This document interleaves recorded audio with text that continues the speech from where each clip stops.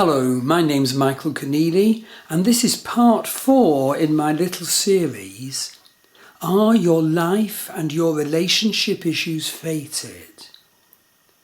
And this part 4 focuses on the karakas, the indicators of Vedic astrology. They, in a sense, are fated, we're born with them, and as I said, to make this post manageable, I'm just choosing out a few of the issues from Vedic astrology and Western astrology that are indeed fated, because we humans choose a life with fates, with karmas. We have to experience them because of what happened in previous lives. But the point of it all is to realize that we have to recognize the nature of these experiences and grow spiritually through dealing with them. And in a sense, therefore, even though they can be terrible, we have to be grateful in that sense for them. Now, the two karakas or indicators I'm going to mention here are two key indicators used especially in Vedic relationship astrology, the Dara Karika and the Atma Karika. Our Dara Karika defines actually and well the sort of person we are looking for in love, and we may not know what that is, so the declaration is so helpful to consider. The second karika, our Atma Karika, defines the planetary energy that our soul is especially impelled to experience and grow with and learn about in this life, our destiny. It is so helpful to know what your Dara Karika is. It's so crucial to understand what your Atma Karika is.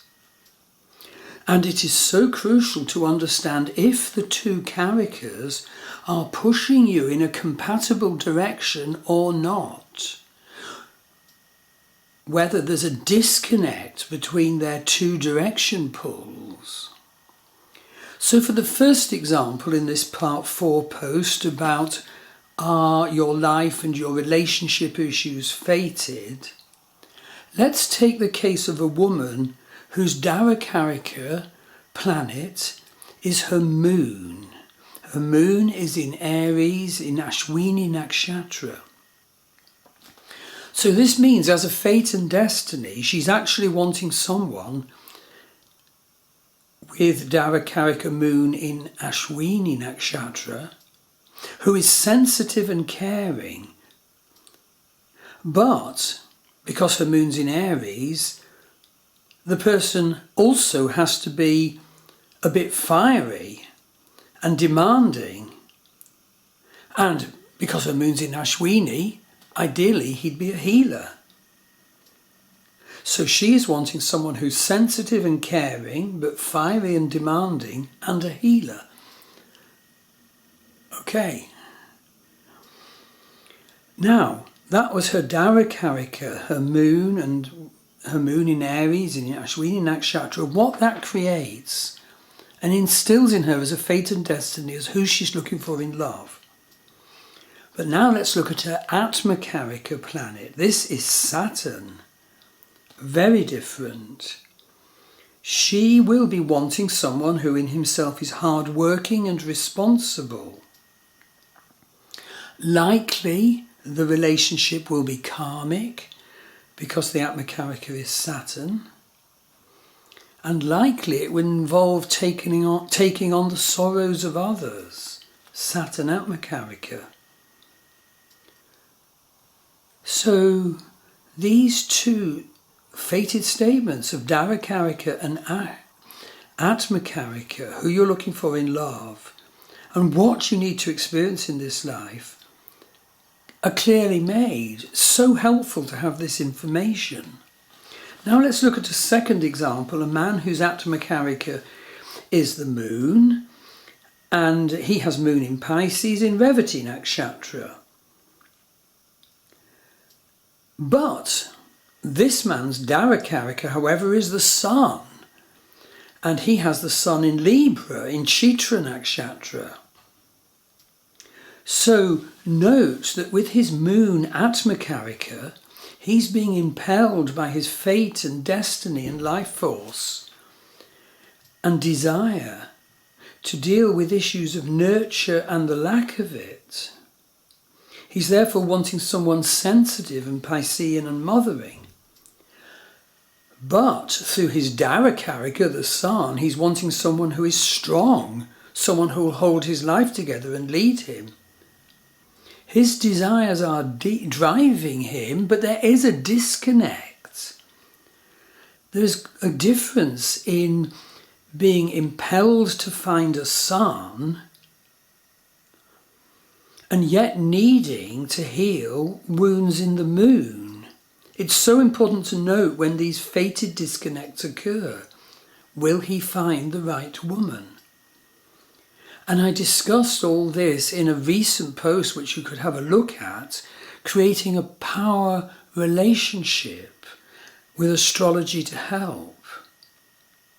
The key point is that the whole aim of Vedic astrology is that you try to understand your Atmakarika and your Darakarika and their relationship to each other, and especially try and understand the nature of a disconnect, if there is one. If you're pulled in two different directions, what do you do? And armed with this information about your Darakarika and your Atmakarika, we then need to work with our partner to deeply share and understand and heal. And so I say again, see my earlier post about becoming a power couple.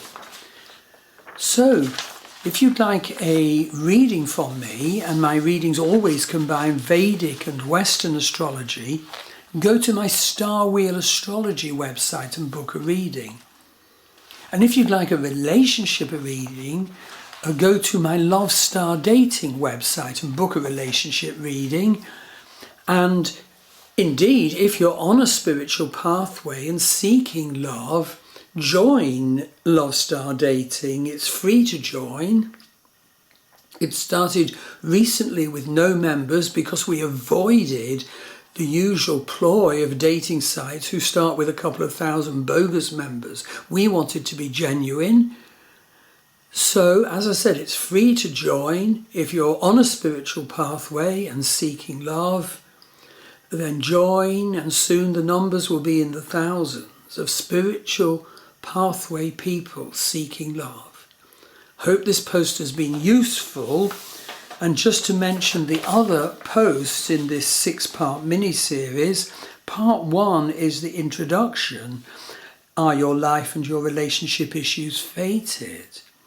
Part 2 is all about the Nakshatras, the supremely important to know about 27-sign lunar zodiac of Vedic astrology.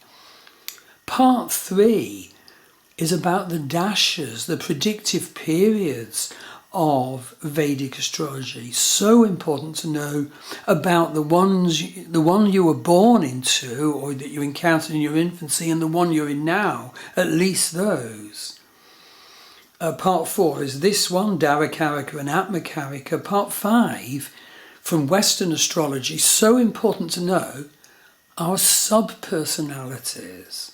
And part 6 is nature versus nurture. To what extent are we the result of our nature that we come in with? To what extent are we created by the earliest nurture environment, the earliest upbringing environment? And the latter can make quite a difference on the former, for good or ill. Hope this has all been useful. Look forward to seeing you. Thank you.